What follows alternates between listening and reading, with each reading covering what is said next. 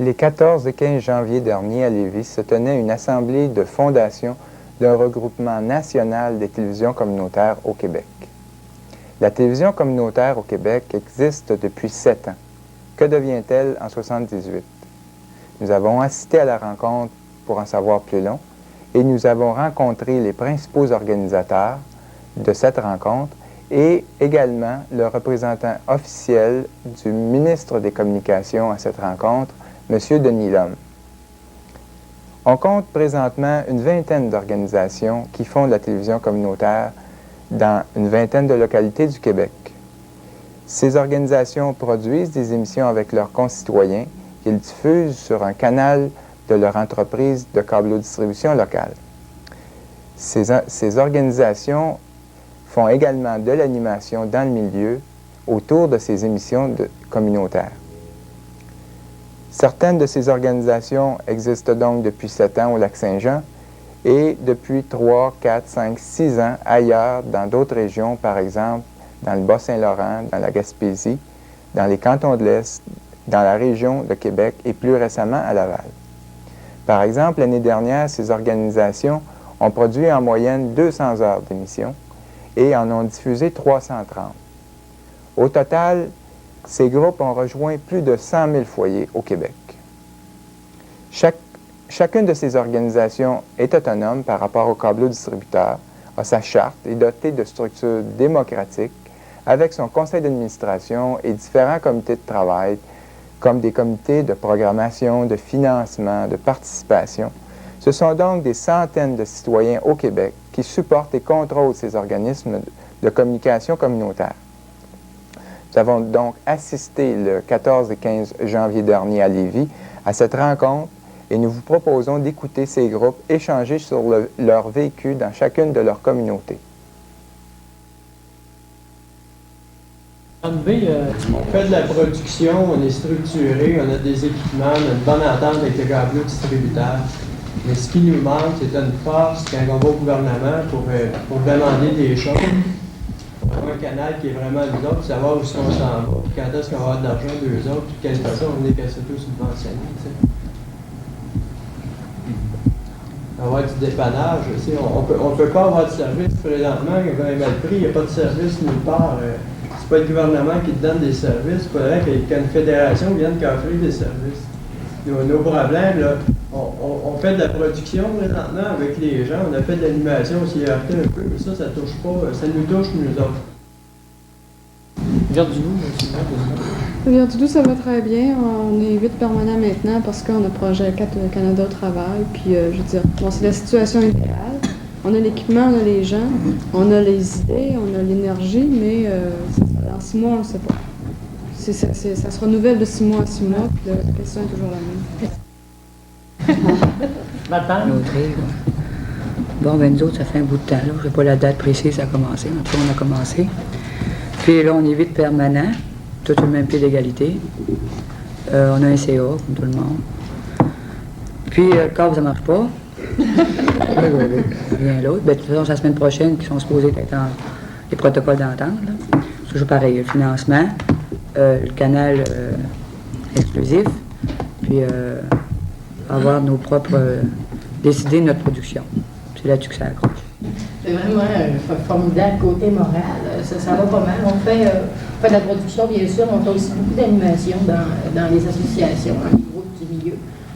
Puis, de ce côté-là, le moral est bon, mais comme tous les autres, côté problème technique, on en a beaucoup. Puis du service du câbleau-distributeur, on n'a absolument pas. Il faut crier 3 semaines pour qu'ils viennent voir à leurs affaires un peu, tu sais. Puis côté financement, on est au même point que tout le monde. On se dit, ça va pour cette année, on a eu une subvention. L'année prochaine, on ne fait pas, tu sais. Dans la Bouchette, nous autres, on est 2 présentement. Les deux permanents. On a fait du bénévolat pendant une année complète. D'abord, on est commencé en même temps que la Dorée. Saint-Félicien aussi nous a mis au monde. De toute façon, ça va assez bien. Nous autres, notre problème chez nous, c'est avec le câbleau-distributeur qui ne donne pas un bon service. On a de la difficulté avec à avoir une bonne qualité de réception, qui décourage beaucoup de gens. C'est ça qui est notre gros problème chez nous. C'est le problème majeur. Hors de ça, ça y est, ça va bien parce que quand même, on a une production assez variée. Puis ça ira assez bien. OK, Sandra. Nous autres, là, ça fait, je l'ai dit tantôt, ça fait 72 qu'on a commencé nos activités. On est un groupe qui a des objectifs de notre corporation. Notre corporation s'appelle Vidéomonde. Les objectifs sont des objectifs d'éducation populaire, puis les moyens d'action, c'est la production d'émissions communautaires, puis c'est de la vidéo-animation. On se donne comme objectif de couvrir toute la région des cantons de l'Est. Bon, à part de ça, on est 8 permanents. Et chez nous, on travaille plus spécifiquement là, dans la région avec Sherbrooke et la banlieue, c'est-à-dire 100 000 de population.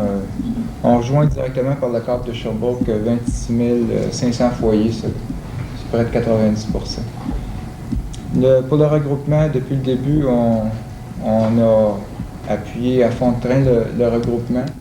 À Laval, on a failli fermer le 30 juin parce que notre subvention au ministère des Communications nous a été refusée. L'origine du projet télévision communautaire à Laval, c'est origine de multimédia. Moi, je suis une ancienne animatrice de multimédia. Il y en a ici. Bon, quand le bureau a fermé, évidemment, je suis tombée la seule permanente pour une population de 250 000 habitants qui fait face à 3 câbles distributeurs sur son territoire. C'est déjà le problème.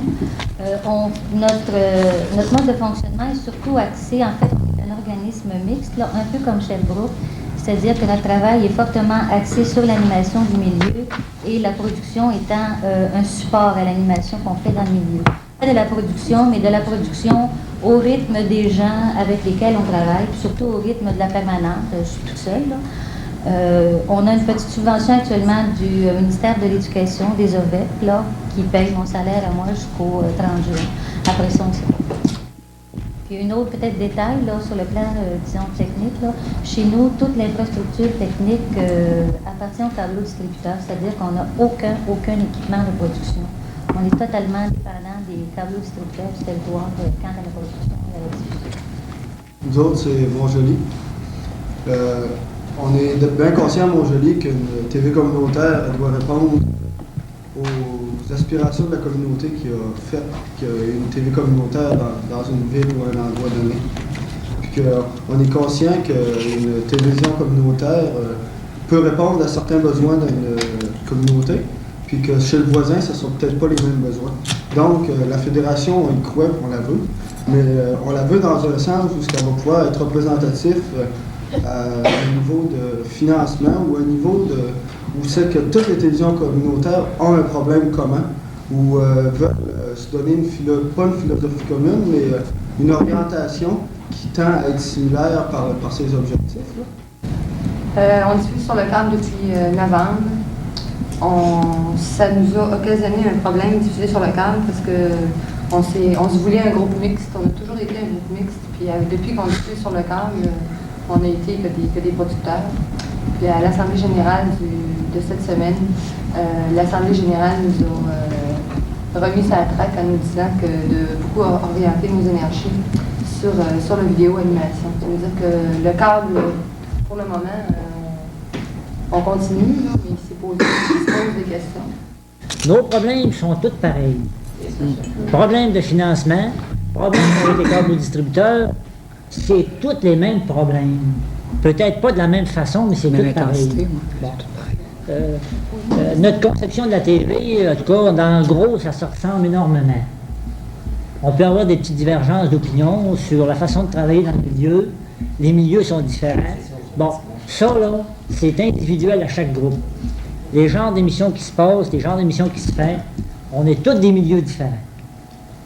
Il faut essayer au moins, là, de se dire, dans nos milieux, il y a des TVC, on veut que ça fonctionne, donnons-nous des structures pour que ça marche. En tout cas, moi, le regroupement, il m'intéresse parce que je pense que c'est la survie des TVC au Québec. S'il n'y en a pas, on est appelé à tous mourir, puis je l'ai dit un matin, mais je le dis depuis déjà quelques années.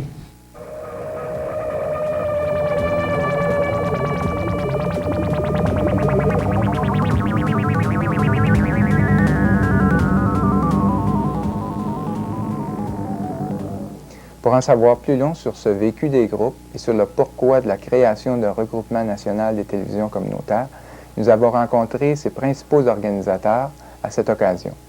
Nous leur avons demandé quel bilan ils faisaient de la télévision communautaire au Québec depuis ses débuts et quelles étaient, selon eux, les perspectives d'avenir.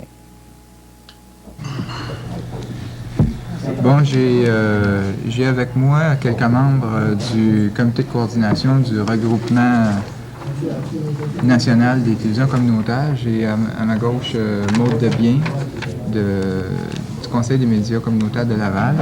À ma droite, Christian Talbot de la télévision communautaire de Saint-Félicien. Linda Roy de CVPOP, Centre vidéo populaire de Lévis. Et Gaëtan Malenfant de la télévision communautaire de Rivière-du-Loup. J'aimerais ça rapidement qu'on essaie actuellement de donner où est-ce qu'on en est rendu au niveau des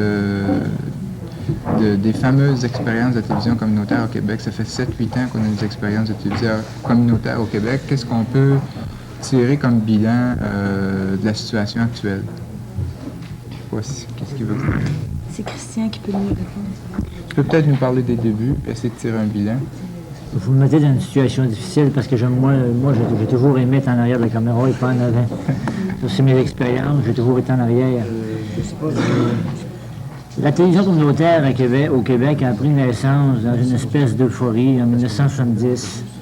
Puis on a vu naître une série d'expériences à travers le Québec qui sont avérées dans certains endroits assez bénéfiques, puis dans d'autres, on pourrait dire des fiascos, dus à plusieurs phénomènes de manque de réglementation au niveau des gouvernements et aussi par un financement qui a été très aléatoire, projet pile et même au niveau des localités, des souscriptions populaires, des quêtes, il y a beaucoup plus d'énergie qui ont été mis au niveau du financement qu'au niveau comme tel, d'emmener les gens à participer. Ça a été l'élément qui a fait que beaucoup de projets ont échoué et puis on se retrouve en 1978 encore au niveau d'expérimentation de télévision communautaire et on ne peut même pas dire actuellement que ça peut se poursuivre dans cet état actuel. Il faut, en tout cas dans mon esprit, moi là, actuellement, là, il faut qu'il y ait une politique claire d'expérimentation définitive une fois pour toutes, et puis donner aux groupes qui existent actuellement les moyens d'expérimenter à fond ce qui a été fait jusqu'à date. J'irais même jusqu'à dire que le ministère devrait arrêter de l'implantation de nouveaux projets pour permettre à ceux qui existent actuellement de vérifier si l'expérience est valable et viable. Le ministère de la Communication, depuis le début des expériences, en tout cas depuis 5-6 ans, contribue au financement des groupes qui font de la télévision communautaire. Qu'est-ce que vous pensez là, de ce financement-là qu'il a fourni? Bon. C'est un financement un peu ridicule par rapport au nombre de demandes des groupes, en tout cas, qui se sont manifestés l'an passé là, à l'occasion de la présentation devant le jury. Pour 64, ou en tout cas une soixantaine de demandes, il y avait un budget de 350 000 ce qui est parfaitement ridicule, en tout cas compte tenu des besoins des groupes actuellement, puis compte tenu de ce que Christian veut dire, c'est-à-dire qu'on fasse l'expérience une fois pour toutes que les télévisions, ça peut exister ou ça ne peut pas exister, qu'on arrête de permettre l'implantation de nouveaux projets à partir de subventionnettes qui viennent d'ici et là, puis ceux qui existent actuellement, de fermer leurs portes l'année prochaine. Est-ce que d'une façon générale, vous voyez, quel avenir vous voyez aux télévisions communautaires au Québec? Moi, j'y crois au phénomène de la télévision communautaire. C'est tout ce qui s'est vécu, en tout cas de ma part, que j'ai vu vivre dans bien des endroits. Et je crois que c'est un médium qui peut aider au développement des Québécois. Puis ça m'apprend un médium important, mais il faut lui donner des chances vraiment de vivre, puis d'aller au fond de toutes les expériences qui peuvent se faire. Dans la situation actuelle, c'est pas possible. Là, on vient de tenter aujourd'hui, au niveau national, un regroupement qui peut faire avancer le dossier puis qui peut sauver toutes les expériences qu'on a vécues jusqu'à date. Moi, je mets beaucoup d'espoir là-dedans, parce qu'on peut plus rester actuellement chacun chez nous, puis essayer de défendre nos petites positions au niveau local. C'est beaucoup plus global que ça. C'est au niveau national qu'il faut se battre. Peut-être que Gaétan, tu pourrais nous expliquer c'est quoi les principales actions que le regroupement nouvellement créé va poser là, pour la survie de la télévision communautaire? Les mandats du regroupement se situent là, vraiment dans la continuité là, du travail qui avait été amorcé là, depuis bien des années, puis plus spécialement depuis la dernière année par le comité provisoire. Là. Mais c'est vraiment de poursuivre la défense puis la promotion de notre intérêt à tous, là, qui est vraiment d'avoir une expression vraiment légale puis financière là, qui nous permette de vraiment pousser à bout de l'expérience. Ça, je pense que c'est un premier mandat bien important. Le deuxième, c'est de nous permettre là, de se mettre sur la carte vraiment. Là, en tant que télévision communautaire, il faut faire parler de nous autres. Il faut vraiment aller sonder le niveau politique pour voir s'il est d'accord avec une formule qui permet l'expression des gens. T'sais. Puis la troisième priorité, ben, c'est le regroupement comme tel. Là. Il a fondé, il a trouvé une permanence, puis de faire répondre aux besoins des groupes. Je pense que c'est les principaux mandats.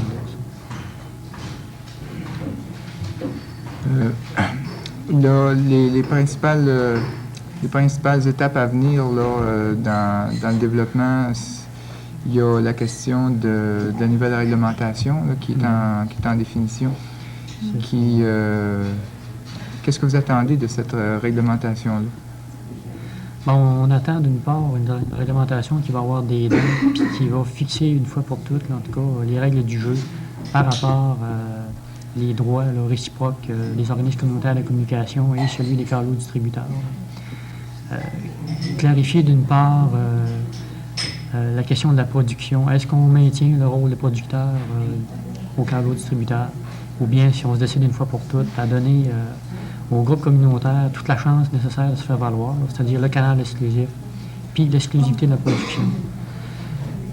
Ces deux affaires-là sont bien importantes, mais vont de pair avec un financement de base stable et assuré pour vraiment pousser à bout cette expérience-là. Actuellement, c'était des expériences, on peut dire, mais il n'y a vraiment pas eu de développement pour permettre d'évaluer une fois pour toutes. Puis ces revendications-là, ben, je pense, sont minimales, en tout cas, si on veut penser un développement raisonnable puis un fonctionnement normal. Moi, je pense que derrière tout ça aussi, il y a une toile de fond qui se dessine, c'est vraiment la volonté politique du ministère des Communications de dire une fois pour toutes qu'est-ce que c'est qu'il pense, lui, de la câble-distribution, c'est quoi sa philosophie face à la câble-distribution. Je pense que ça, c'est aussi un point très, très important. Oui, dans le passé, les subventions du ministère étaient de l'ordre de moyenne de 5 000 $ par année, par groupe. Ça ne permettait vraiment pas au groupe là, de fonctionner dans des conditions viables au niveau d'une infrastructure de permanent. Pour poursuivre ce que vous disiez tantôt sur la philosophie de la câble-distribution, moi, ça me paraît important que le ministère se penche beaucoup plus sur la câble-distribution actuellement dans les revendications avec le fédéral, sur la politique globale là, dans les communications, là, que de prendre tout le morceau là, au complet. Là. Et je pense que le ministère devrait le prendre par étapes et négocier la câble-distribution parce que dans l'avenir, c'est le médium qui va être important parce que ça rentre dans chacune des localités. Et puis ça peut être, au niveau des localités, ça peut être contrôlé individuellement par des entreprises qui cherchent beaucoup plus à la rentabilité, au profit, qu'au niveau social. Puis c'est maintenant que le ministère doit prendre position, même s'il n'y a pas de juridiction actuellement, à cause du dernier jugement de la Cour suprême, là, mais il faut qu'ils trouvent des moyens de mettre un contrôle sur la câble-distribution parce que dans 2-3 ans, ce sera trop tard, parce que là, les entreprises, ils savent que le Québec n'a pas de juridiction, ils se dépêchent de se développer à leur façon, et selon CRTC, ça n'aura pas du tout à l'encontre du développement social et culturel des Québécois. Donc ça, c'est important que le ministère se branche là-dessus rapidement. Puis dans chacun des milieux, la télévision communautaire, c'est quoi exactement finalement le rôle qu'elle se donne actuellement au Québec?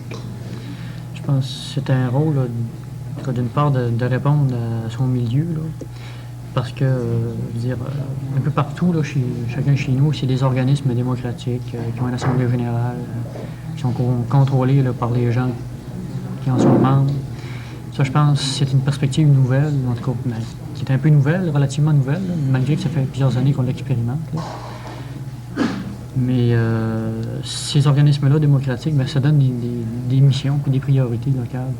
On peut dire, je pense bien, grosso modo, à l'heure actuelle, en nivelant un peu, là, que un peu partout, on essaie vraiment de promouvoir, ou en tout cas d'être plus à l'écoute des défavorisés en général. Puis, disons, en essayant vraiment plus de répondre aux besoins là, de la majorité des gens. Puis si on veut dire la majorité, c'est qui, si on veut la définir, bien, on peut dire, bon, c'est tous les travailleurs, les défavorisés, les chômeurs, restés sociaux, toute l'équipe, les groupes qui sont actuellement sans voix, là, je pense que c'est un peu ça. Ça se veut un moyen d'expression populaire dans chacun des milieux. Puis ça a des reflets différents, là, dépendamment où on est, puis il y a des niveaux, puis tout. Également, on retrouve dans les textes qu'on voit sur les TVC que vous poursuivez également des objectifs nettement d'éducation et vous appelez ça de conscientisation là, dans vos milieux en fonction du développement de chacune des localités. C'est sûr que tout ce qui se fait au niveau des émissions communautaires, moi j'appelle ça des émissions éducatives parce que c'est toujours des émissions de prise de conscience de ce qui se passe dans nos milieux. Alors ça ne peut pas faire autrement que d'éducatif. Puis ça permet en tout cas aux citoyens d'être plus conscients, d'être plus participants à la vie communautaire, à la vie et au développement de son milieu. En tout cas, toutes les expériences que j'ai vécues, moi je trouve que ça permet aux gens d'être plus conscientisés au niveau des approches politiques d'un milieu. Puis quand tu te conscientises au niveau des politiques dans ton milieu, tu deviens avoir des horizons beaucoup plus ouverts et tu vois beaucoup plus large que juste ta petite localité. Et c'est ça qui va permettre aux Québécois d'évoluer. Là, il y a actuellement au Québec une vingtaine d'organismes communautaires qui font de la télévision communautaire. Qu'est-ce que réserve l'avenir à ces 20 télévisions communautaires-là? Qu'est-ce qui devrait se passer, là, d'après vous, au niveau de la télévision communautaire au Québec en 78? Ben, moi, je pense que c'est à peu près comme toutes les années précédentes. Tout le monde est en transition à ce moment-ci de l'année, puis attend le prochain programme d'aide, puis attend de savoir s'il va être éligible ou non au programme d'aide, puis il attend de savoir s'il va être là le 30 septembre prochain. C'est la volonté politique encore. C'est ça. Moi, c'est la situation des TVC actuellement. Tant qu'il n'y aura pas de politique là, clairement définie, puis de support de base ou de financement de base d'assurer, là, c'est la situation actuelle des TVC, je pense, dans l'ensemble du Québec. Moi, je pense que dans les prochains mois, s'il n'y a pas de développement plus clair au niveau de la philosophie de la carte de distribution au Québec, ça va peut-être, j'avais dit en 1977, c'était l'année importante pour les TV communautaires, et ça a été une année très importante. On a avancé. On a avancé à un tel point que ça peut permettre le développement de 78, là, ou la mort de la majorité des groupes qui existent actuellement. On ne peut plus continuer à vivre de subventions par l'aide du service de développement des médias communautaires. On est attaché de voir au niveau politique un peu. Il y a des pressions politiques dans chacun des milieux. Il y a l'intervention des députés et il y a l'intervention de d'autres personnes qui ne voudraient pas que ce médium vive dans les milieux. Alors c'est une année, c'est la dernière année en tout cas que nous autres au Lac-Saint-Jean, on va se présenter dans cette perspective-là.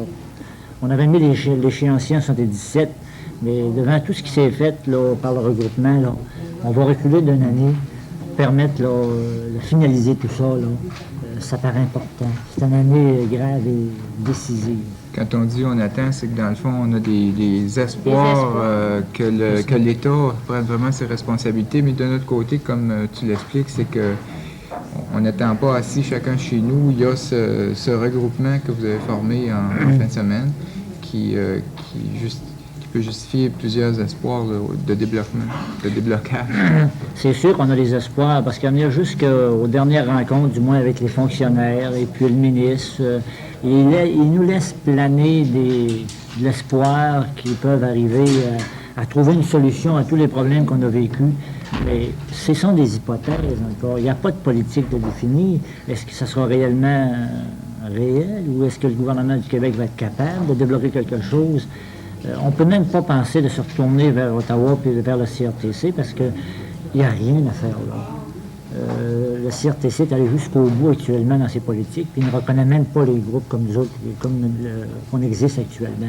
Alors on ne peut plus jouer indéfiniment et puis mobiliser du monde, puis le faire jouer avec la quincaillerie. Là, on est rendu à l'étape où c'est de l'animation, c'est une prise de conscience de ce phénomène de télévision communautaire-là. Puis en 1978, quel rôle devraient avoir les communautés, les citoyens dans les différentes communautés quant au support de télévision communautaire? Il y a d'une part, supporter leur groupe. Là, les communautés font déjà beaucoup pour ça.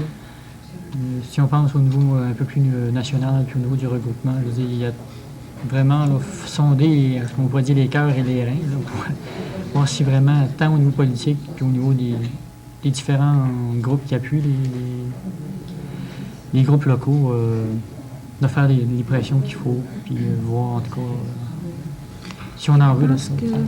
Je sais pas, là, Christian a parlé de... Ça fait 7 ans qu'il est dans une télévision communautaire, ça fait 7 ans qu'il vit les mêmes problèmes, qu'il essaye de survivre. Puis il y a ici, à l'Assemblée générale, des groupes qui arrivent tout nouveaux, puis qui s'aperçoivent que c'est exactement les mêmes problèmes. On répète tout le temps la même situation. Puis face à ça, je dis, on s'est donné un regroupement, pas seulement pour se donner un regroupement, mais pour agir là-dessus. Là, c'est bien sûr qu'on a des limites de moyens pour pouvoir agir, mais dans la mesure du possible, je veux dire, on va aller chercher ces moyens-là, puis on va se battre pour les avoir. Bon ben, bonne chance. Je vous remercie.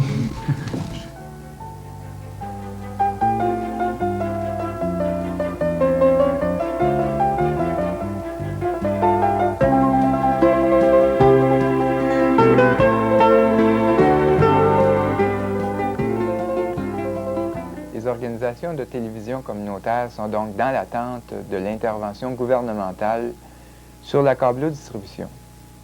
Une nouvelle réglementation est à l'étude depuis 1 an et demi, comme nous l'avons su, et elle doit sortir dans les prochains mois. Avant d'interroger à ce sujet le représentant officiel du ministre à cette rencontre, je vous propose un rappel historique des dates importantes, ainsi qu'un aperçu des résultats d'une recherche effectuée par les organisations de télévision communautaire à l'été dernier. En 1971, le ministre Lallier diffuse son livre vert sur les communications, où est reconnu le droit inaliénable des Québécois à la communication selon leurs besoins culturels, sociaux, économiques et politiques. C'est le début, la promotion et l'encouragement de la télévision communautaire sur câble, à la fois par le CRTC au fédéral et par le ministère des Communications au Québec. Les objectifs mis de l'avant sont l'accessibilité des citoyens à l'information, l'expression et aux communications dans leur localité. C'est la naissance des premières télévisions communautaires au Lac-Saint-Jean. Fin 72, Québec crée la Régie des services publics du Québec qui doit régir les câbles au Québec. Et au début de 73, Québec crée son programme d'aide au développement des médias communautaires qui, la première année, subventionne 14 télévisions communautaires. Enfin, à l'automne 73, Québec adopte sa première réglementation sur la câblo-distribution. De l'avis général, cette réglementation est une réglementation de séduction pour les câblo-distributeurs pour qu'ils reconnaissent la nouvelle juridiction du Québec sur leurs entreprises. Aucune obligation ne leur est faite dans cette réglementation d'aider les organisations de télévision communautaire, sauf de diffuser leurs émissions sur le canal local. Ils récoltent également une nouvelle vocation, celle de producteurs d'émissions de télévision locale, de même que la possibilité de faire de la publicité. Ce n'est que 3 ans plus tard, à l'automne 73, que le ministère des Communications présente un nouveau projet de réglementation et initie une période de consultation de tous les intéressés. Cette nouvelle réglementation devrait être la réglementation de croisière pour les 10 prochaines années au Québec. Quant à la recherche des organismes de télévision communautaire, en voici un aperçu. En 1976, l'industrie de la câblodistribution au Québec, ça représente 112 entreprises qui rejoignent 585 000 abonnés, soit 46 % des foyers québécois. Les revenus bruts de l'industrie de la câblodistribution en 1976 sont de 36 millions, pour des profits bruts de 13,5 millions et des profits nets de 1,5 million. Ces 112 entreprises de câblodistribution, elles sont de grandeur inégale. Elles se répartissent en grandes, moyennes et petites. Nous comptons 7 grandes entreprises de câblodistribution au Québec qui rejoignent au total 76 % de tous les abonnés et récoltent 77 % de tous les revenus de la câblodistribution au Québec. Dans ce groupe, nous avons un cas spécial qui est National Cablevision, qui, à lui seul, récolte 60 % de ses abonnés des grandes entreprises de câblodistribution et 78 % des revenus des grandes entreprises de câblodistribution. Nous comptons également 38 moyennes entreprises de câblodistribution au Québec. Une entreprise moyenne, c'est une entreprise de 1 000 à 10 000 abonnés. Ces entreprises rejoignent 20 % des abonnés et récoltent 19 % des revenus. Quant aux petites, de 1 000 abonnés et moins, elles rejoignent 4 % des abonnés et récoltent 4 % des revenus. Aux frais de production de l'industrie de la câblodistribution en 1976, les dépenses s'élèvent à 3,5 millions pour la production locale, dont 2 700 000 pour les grandes entreprises de câblodistribution. Ceci équivaut à 9,7 % des revenus bruts de l'industrie de la câblodistribution ou à 50 cents par mois par abonné pour les frais de production. Quant aux organismes de télévision communautaire qui, eux, produisent des émissions communautaires sur le câble, la recherche a été effectuée à l'été 1977 auprès de 10 des 20 organismes qui produisent. Les revenus totaux de ces 10 organismes sont de 245 000 $ qui proviennent de deux sources. 88 % de ces revenus proviennent des subventions gouvernementales, soit québécoises, soit fédérales, et 12 % de contributions locales, pour un budget moyen des organismes de 24 500 $. Quant aux dépenses, elles se répartissent comme suit. 75 % des dépenses vont au salaire et 25 % à la technique et à l'administration. C'est à tout ce portrait de la télévision communautaire et de la câblodistribution au Québec que nous avons demandé à M. Denis Lhomme, qui représentait le ministre des Communications à cette rencontre, de réagir et de nous dresser son bilan de la télévision communautaire au Québec. M. Denis Lhomme, vous êtes directeur général de la Direction générale du développement et des politiques du ministère des Communications. On aimerait aujourd'hui faire un peu un bilan de où en est rendue la télévision communautaire au Québec. Du côté du ministère des Communications, quel bilan faites-vous actuellement du développement de la télévision communautaire au Québec après 7-8 ans d'expérience? Bien, ma façon de voir la situation des télévisions communautaires au Québec, après, comme vous dites, 7 ou 8 ans d'expérience, c'est en retenant justement ce dernier mot. C'est effectivement une expérience. Il y a eu un certain nombre d'expériences de télévision communautaire qui ont été faites au Québec. Le ministère s'y est associé depuis 5 ans maintenant par son programme d'aide aux médias communautaires. Mais on n'en est pas encore venu, du moins à la satisfaction du ministère des Communications, qu'il y avait une ou des formules à retenir pour les télévisions communautaires et des formules qui remplissaient mieux que d'autres le rôle théorique qu'on leur donne ou que les TBC elles-mêmes se donnent. Je dis que le ministère, par son programme d'aide, qui depuis quelques années, principalement à cause du nombre croissant de projets communautaires qui font appel au budget du programme d'aide aux médias, le programme n'a pas rempli le rôle qu'il aurait dû remplir, c'est-à-dire de supporter ces expériences-là jusqu'à ce qu'on en vienne à une conclusion. C'est une situation où j'attribue, je ne sais trop à quoi, peut-être au fait que nous ne sommes pas, tant du côté des TVC que du côté du ministère, poser de questions assez critiques ou analyser d'une façon assez sérieuse la contribution du programme d'aide vis-à-vis du développement des différentes TVC. Mais le fait est que nous avons appuyé insuffisamment, de toute évidence, insuffisamment un certain nombre de projets qui ont atteint seulement un certain nombre de leurs objectifs. Et qu'on se retrouve devant une situation où on dit, bon, les TVC ont de la difficulté à survivre. Ça dépend de quoi? Ça dépend-tu des objectifs? Est-ce que ça dépend du manque de budget? Est-ce que ça dépend des gens en place? Est-ce que ça dépend du fait qu'il y a trop de groupes communautaires pour le budget ou pour les budgets disponibles? Est-ce que ça dépend du manque de prise de conscience tant du gouvernement que des TVC? Ce sont encore toutes des questions que l'on se pose, malheureusement. Parce qu'effectivement, on ne sait trop si on doit donner un budget de 2 millions ou de 5 millions ou de 20 millions à ce genre d'activité-là pour enfin leur faire remplir leur plein rôle. Alors, d'une façon tout à fait sommaire, ce que je dis, c'est qu'on a fait plusieurs expériences. On a appuyé plusieurs expériences, c'est pas le ministère qui les a faites. On a appuyé plusieurs expériences, mais que malheureusement, on n'est pas encore certain des conclusions. Dans le milieu de la télévision communautaire, on vous reproche principalement là, à l'État québécois deux choses.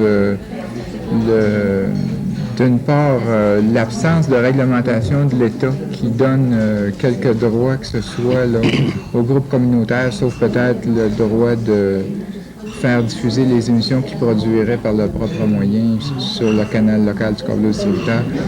Et l'absence de réglementation et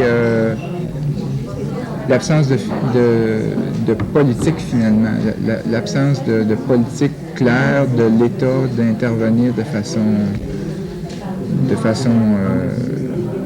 déterminée dans le développement des communications communautaires par le biais du câble au Québec. Ce que vous faites de ces commentaires? L'absence de politique que j'accepte en partie vis-à-vis du développement des médias communautaires tient à ce que j'expliquais il y a une seconde. On peut difficilement mettre sur pied un programme qui ne serait autre qu'expérimental dans la mesure où on est encore en train de faire des expériences. Donc, cette incertitude, d'une certaine façon, tient au fait qu'on n'a pas les réponses à toutes les questions qu'on se pose tant au gouvernement que dans les médias communautaires même. Quant au premier volet de votre question, le gouvernement, le ministère particulièrement, avait l'intention de donner une plus grande chance, ou a toujours l'intention de donner une plus grande chance aux groupes communautaires vis-à-vis les TVC, vis-à-vis les câbles distributeurs. En ce sens que dans le projet de réglementation de la câble-distribution que nous sommes toujours à réviser, on voulait définir d'une façon beaucoup plus précise les rôles des organismes communautaires ainsi que le rôle du câble distributeur vis-à-vis le canal qu'ils devraient mettre, qu'ils mettent à la disposition du public dans une région donnée, donc le canal local. Évidemment, les événements de novembre, je réfère à la décision de la Cour suprême qui ont mis un frein à nos activités immédiates en ce qui a trait à ce projet de réglementation-là que nous avions intention de pousser au cours de l'année. Mais il n'y a rien de changé au niveau des intentions. Ce que nous avons perdu sur le plan strictement légal avec la décision de la Cour suprême, nous le reprenons sur le plan strictement politique. Comme l'a annoncé le ministre, il a déjà entrepris certaines démarches auprès du ministre fédéral des Communications démarches qui se veulent dans le sens des revendications que le Québec a toujours fait au niveau des communications. La câble-distribution est un des éléments du développement des communications au Québec. C'est évidemment une des préoccupations principales du ministre vis-à-vis son homologue fédéral. On verra rapatrier, avoir au Québec le premier mot en matière de développement de la câble-distribution au Québec. Et ceci nous étant donné, on remettra de façon absolue nos intentions quant au développement des médias communautaires vis-à-vis de la câble-distribution. Donc, un projet de règlement tel qu'il est présentement élaboré. Pour reprendre un peu, il y a plusieurs qui se demandent finalement, le ministère des Communications du gouvernement du Québec croit-il à la TVC? Est-ce que, selon ces réponses-là... Le ministère, je crois qu'il croit effectivement à une forme de communication communautaire qui passe par la câble-distribution. On pourrait en tirer d'autres conclusions en examinant, en réalisant que le ministère s'y est associé depuis 5 ans. Mais il y croit, mais il devient impatient de voir que sa foi est justifiée, si vous voulez. Je crois trouver le même genre de réaction au niveau des participants dans les TVC. On veut bien, tout le monde est prêt à faire des expériences, mais on attend toujours, on a hâte de voir des résultats concrets. Dans certains cas, il y a effectivement des résultats concrets, malgré le peu de ressources mises à la disposition des groupes. Donc le ministère est prêt à continuer les expériences, mais pas indéfiniment. Il va falloir, à un moment donné, définir le genre de modèle que l'on veut et voir si, effectivement, il y a une possibilité de les atteindre avec les mécanismes qu'on a en place à l'heure actuelle. Est-ce qu'on peut croire que 78, ça peut être une année tournante où on va soit mettre fin à la télévision communautaire ou soit qu'on va vraiment lui donner, comme vous dites, là, donner des objectifs clairs de part et d'autre, de la part du gouvernement puis de la part des groupes, qu'on va donner des conditions vraiment viables pour pouvoir fonctionner et puis tirer des conclusions claires? Je ne sais pas si 78 sera l'année où on mettra fin aux télévisions communautaires ou leur donner les conditions minimales d'existence, mais je suis convaincu qu'en 78, on va poursuivre ce qu'on a commencé à faire vers la fin de 77, c'est-à-dire de se poser les bonnes questions. Et ne pas se les poser en vase clos, mais se les poser en tant qu'intervenant dans ce dossier. Le regroupement des TVC qui prend naissance cette fin de semaine et le fait qu'ils deviennent permanents et qu'ils semblent recevoir un appui de la part d'un bon nombre, sinon de la totalité des intervenants, est un pas dans cette direction. Je crois que maintenant le ministère aura un organisme qui sera un interlocuteur tout à fait valable pour parler des problèmes qui nous confrontent finalement. Et j'espère qu'on aura, en continuant de se poser ces bonnes questions-là, et qu'on essaie d'y répondre d'une façon le plus objective possible, qu'on en arrivera finalement en 1978 à avoir les bonnes réponses. Je me réjouis du fait qu'on commence vraiment à se poser des bonnes questions, et pas seulement au ministère, mais chez vous également. Monsieur Lhomme, je vous remercie. Ça me fait plaisir.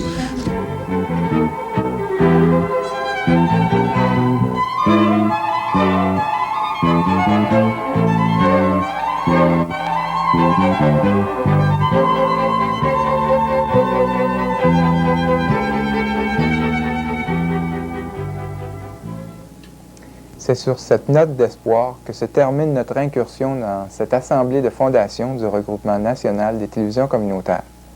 Elle nous a permis de dresser un bilan de la télévision communautaire depuis ses débuts avec les groupes et le ministère des Communications. L'avenir semble donc prometteur pour nos interlocuteurs. Au ministère et au regroupement, on croit à la TVC. On cherche à améliorer ses conditions matérielles de fonctionnement et ses pratiques pour 1978.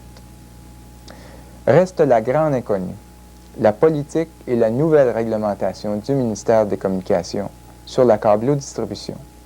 Elle est attendue pour les prochains mois. En 1978, se poser les bonnes questions pour les organismes de télévision communautaire, c'est sûrement se poser les questions suivantes. Le gouvernement du Québec croira-t-il toujours à la télévision communautaire en 1978 comme instrument populaire de communication et de développement collectif local? Le gouvernement du Québec proposera-t-il une réglementation ferme pour assurer aux citoyens et aux collectivités locales le droit réel aux communications par le biais d'un canal local de l'entreprise de câblodistribution? Comment le gouvernement du Québec conciliera-t-il la vocation légitime de l'industrie de la câblodistribution à faire des profits et la vocation sociale également légitime donnée au câble au niveau des communications et du développement communautaire des collectivités desservies?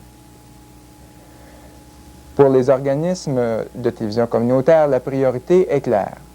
Les Québécois ont besoin dès maintenant de ces instruments locaux accessibles pour l'expression, l'échange et la conscientisation en fonction des choix fondamentaux qu'ils ont et auront à faire. Pour le gouvernement du Québec, quelle sera la priorité? En attendant, ceux qui voudraient en savoir plus long sur l'impact social des organismes de télévision communautaire dans leur communauté, sur la participation réelle qu'ils suscitent et sur la qualité du contenu de leurs émissions, le ministère en a publié une évaluation de 73 à 76, c'est le rapport EPAMEC, disponible au ministère.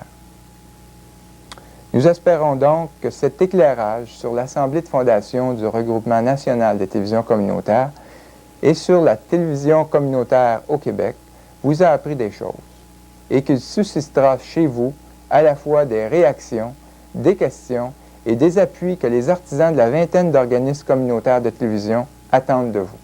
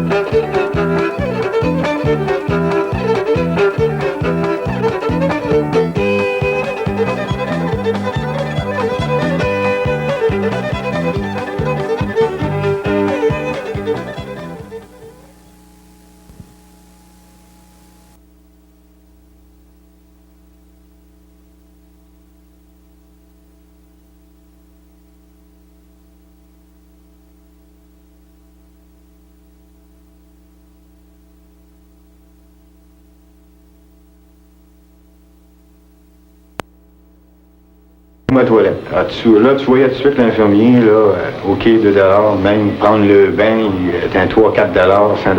Ça, j'ai eu ça assez souvent. Il y a eu un trafic comme ça. Ah ouais. Même ni plus ni moins quand c'était la journée du bain, une fois par semaine, l'infirmier se faisait payer, tu sais, pour donner le bain au patient. C'est le patient qui payait. Moi, je chiais dans mon lit, c'est 20 ans. Oui. Un certain. T'as pas vraiment me lever. Est-ce que vous appeliez des fois? Ben oui, puis il y en a pas. Parce que que je fasse, je suis dans le lit.